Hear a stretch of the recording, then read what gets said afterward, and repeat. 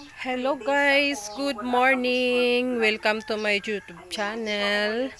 Ayan, ngayong umaga, ayan, first day and first time ni nanay na mapanood yung mga vlog ko.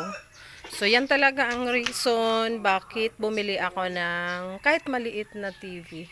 Android TV para talaga sa kanya. Ayan siya.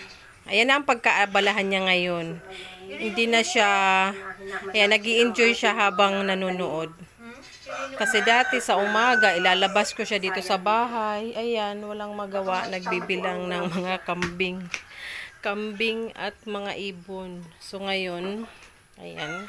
Andito siya ngayon sa sala habang wala pa si mama, wala pa siyang kakwentuhan. Ayan, magmarathon muna siya ng mga vlog ko.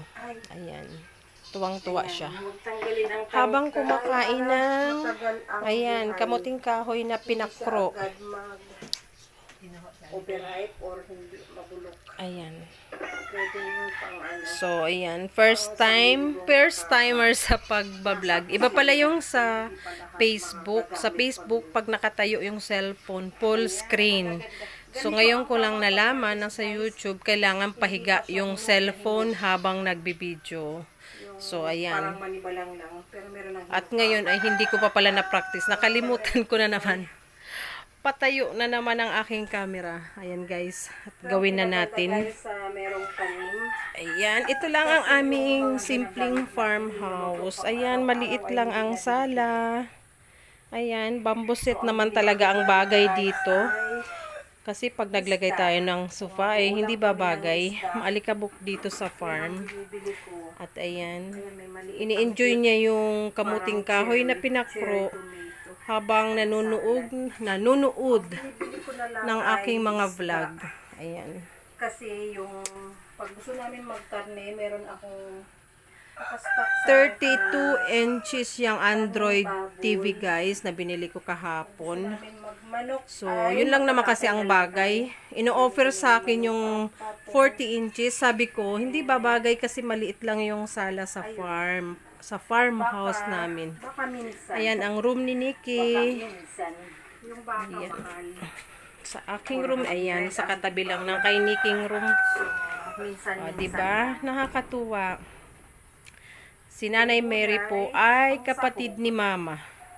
Siya ay merong aneurysm. And pabalik-balik kami sa ospital ngayon para sa kanyang check-up, laboratory. And ayan, tsatsagain natin. Ayan, salamat sa Diyos at nag-survive siya. So, ayan, may isa pa siyang check-up naman at kami ay babalik na naman sa Naga, sa Bicol Medical Center. Doon ko talaga siya dinala kasi mga specialist yung doktor doon.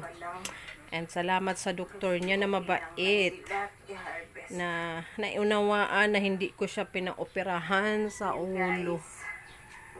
Ayan guys. Thank you guys for watching at sinamahan nyo ako sa aking pagbabalik.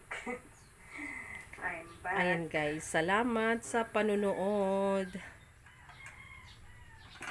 Pa-like po and subscribe sa aking mga vlog guys. Salamat. Bye-bye.